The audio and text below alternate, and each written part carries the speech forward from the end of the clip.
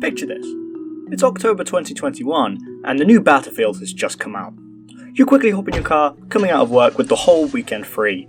You turn on the radio, and it just feels like every second you're getting more and more and more and more excited. All your friends have bought the game and are currently downloading it, ready to play all weekend with you. You finally, after what feels like hours in the car, get home and you boot up your PC or console and you open it up. You quickly grab some snacks and a drink while it downloads, and once it's done, you boot it up.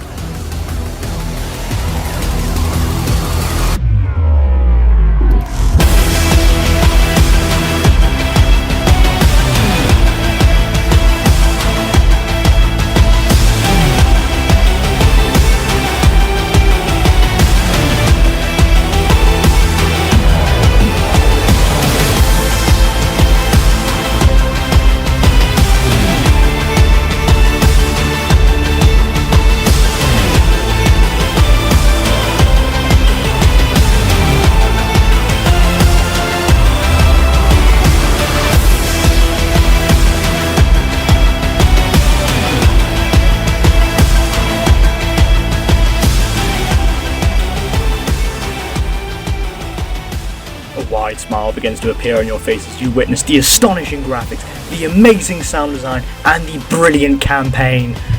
19 maps and 44 unique weapons with full customization and 11 confirmed in the next few updates. The vehicles are amazing and not too overpowered, but although the weapon balance is a bit wacky, it will most likely be fixed soon. Unfortunately for you, this day never came. Instead, you were introduced to a buggy, boring, and quite frankly bullshit game. I'm sure by now you've heard of the ballsack crushing story of Battlefield 2042, and most likely a Battlefield game like the one I explained may never ever come. But in 2023, the gaming community had an absolute bombshell dropped on them. A game so fun, so untoxic, and so amazing, it surpassed Battlefield in numbers on Steam, and you might be thinking that this game is the one I'm telling you right now, but you'd be wrong. This is Battlefield 4, and any Battlefield fan might immediately have known that. But let me show you the game I'm actually talking about. Now it might look like Roblox, but this is BattleBit Remastered, a Battlefield-like game made by a whopping 3 developers named Sergeant Okidoki, Velasquez, and the Liquid Horse.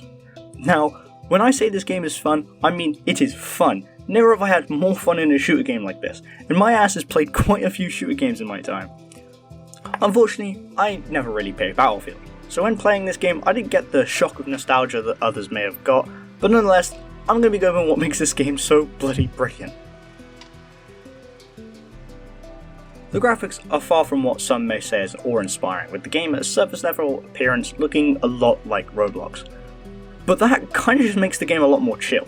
From my experience, games with high level of detail tend to pull in hardcore players who really like to sweat their disgusting gamer juices through their racing gamer chairs. But with the appearance looking blocky and the animation looking far from realistic, it provides a more goofy and comical look, which really fits with the gameplay and really fits with some other things I'll mention later on. The game's sound design is far from great, and in my opinion is one of my complaints for the game. Most of the guns just don't have that power that other guns in different games do, but considering the dev team was so small they had no choice but to make these decisions, as some of the sounds had to be produced locally. Apparently the deny deploy sound was just the devs hitting their microphone with a spoon, which I think just makes it even more goofy, and I really hope that stays in the game. Most of the sound effects aren't bad, and I'd much rather listen to these sounds than a silent game, but other than making the kills you get a lot less impactful, the sound definitely holds up in gameplay, and is surprisingly clear, with the only issue I can really identify is that you can't really identify what gun someone is using from its sound. Luckily, the devs have identified this issue and have contacted the people at Garantham and some other gun sound producers to make some sounds for their guns to make them more identifiable and a lot more powerful when you shoot someone, which is really great. Gameplay. I think this is probably what makes the game so awesome. Every aspect of gameplay makes this game nothing but a serene experience. Although fans of the game are trying to show it off as a difficult to get into game, I had absolutely no issues booting it up and shooting shit. There are quite an odd few game modes which change up the aim of each match, like Conquest, and a few variations with or without vehicles, but also Frontlines, which is by far my favourite. They aren't difficult to understand if you've played any shooters, a lot of them have the same get in area and camp till area yours, but Frontline works around this idea with you only having 3 areas, and once your team has all of them, your safe line expands and you get 3 new areas. For some reason I don't get this often, but personally for me, the neuron activation of actually seeing a bar at the top telling me what I should aim for is pretty much good, as it makes me think a lot more tactically than just shooting people. The movement is pretty standard, containing basic movement controls, with a few others like leaning and clambering, but by far the most complicated system is the ammo and health system. The ammo system works like real life, where you have a certain amount of magazines and you cycle through them, being able to perform speed reloads to get rid of the magazine and tactical to keep the magazine. The health system is a bit different, as every class gets bandages, which when you get shot you have to patch yourself up with a wound, but it doesn't increase your health. Meanwhile, the medic class has a med kit, which you can just heal yourself with. The weapons aren't difficult to use, but the weapon pattern is a bit wacky, with a few high tier weapons completely dominating. Luckily, we're not at the stage where everyone has these few high tier metal weapons, so the dev team does have some time to fix the balance, as I swear, if I get killed by another fucking Vector, I will fucking. The vehicles are also extremely fun and balanced. I got an absolute insane kill streak with a tank, and you can see from the clip it did not take a lot to take me out. So it just shows how you can have a lot of fun with the vehicles, but also they're weak enough so the infantry are fun to play as, and not completely obliterated by vehicles. My only complaints would be with the tank and BTR zoom. Their zoom is just extremely large, which kind of leads to tank hoggers sitting on one end of the map and just throwing shells. This is perfectly fine as they run out of shells eventually and have to return to base, but I feel like the game can be a lot more chaotic if you make these people actually have to run into a battle and assist infantry. It also means a lot more people can get a chance to use these vehicles. They aren't camping the whole game and can respawn and be used by others. The maps are by far the most unique and well created part of the game, with the 19 maps pretty much counting as 38, as every map has a night alternative, which just completely changes the game. As of the time of writing this script, I have 30 hours in the game, and I've yet to play every map in day or even night. The voting system does mean a lot of favourites are constantly picked, which is good, as it means that you never have to play real crap maps, if there are any, but the voting system means some hidden gems aren't played very often. If I was to make any suggestions, maybe make it so servers can choose to vote or randomise maps, but by far the one thing I want to mention is how much I love night maps. They have a completely different feel to them. Now, instead of being scared of being sniped out of nowhere, you have the advantage of the night and can use to creep up behind enemies, but the lack of visibility making it hard to see what team you're on. A lot of people complain about night maps because it removes snipers, but to be honest, I think these people need to stop being whiny bitches.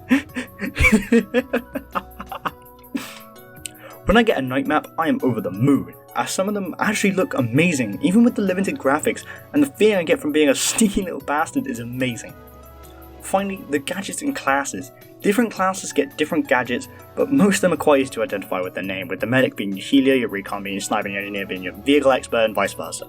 The gadgets are all fun to use, with them being able to help you blow up vehicles, other players, or destroy buildings, with there being a wide range of different tools and gadgets, which are just all fun to use. A lot of game reviewers really miss out on the community, because to be fair it's not that important, but for BattleBit it's special, as the community is arguably another reason why this game is so amazing. The game features an in-game voice chat, which some games really like to avoid in fear that people are going to be toxic and say gamer words. But BattleBit is arguably the complete opposite, as when an enemy kills you or they kill you, you can actually hear their voice and speak back, which leads to some pretty funny moments as you actually bond with the enemy team. Why is there always another one? Why? They're down here, my friend, they're down here. I am gonna beat a snitch. There is 3 of them right here, okay? Come down to the tunnel right now, man.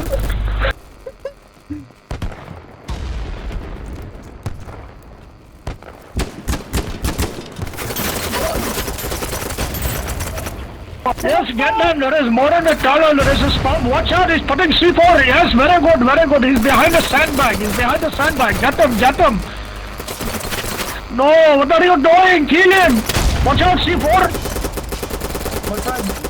Oh no, you fucked it up. What are you doing? In fact, while making this video, I met an enemy, then got his Steam, and then we played for a few hours on his Twitch. It was brilliant. The devs have said that they take a strong stance on hard slurs and toxic behaviour, which I think actually kind of turned out in the good run, as players seem to be a lot less toxic, and I seriously have not seen much of this behaviour. I don't have many clips of myself meeting some really chill people, but when I do, I just feel brilliant. And I do feel like the reason I don't get these clips is because I play on European servers, but if American servers like this, please do post down a comment. But it's a lot of silence, but when you do meet someone cool and funny, I literally can laugh for hours on end. Finally, this is kind of the part where I just like to add stuff that doesn't fit into any other categories, and just news about what may be coming next. The servers are extremely stable. For the amount of hours I have, I still haven't had a single server issue, which for the game of this scale is phenomenal, and I have to give kudos to the devs for making this. The progression is also great. You're not forced to use certain weapons to level up, which means you can level up and have fun at the same time, which a lot of games lack nowadays. The last thing I want to mention is kind of the price. $15 for a AAA quality game is astonishing, and I have to recommend you buy this game. Overall, BattleBit Remastered is a great game with goofy and questionable graphics, animation and sound design, but all made up by the insanely fun and creative gameplay, and the cheap price for such a high quality product is amazing. Anyway, thanks for watching, make sure you have a good day.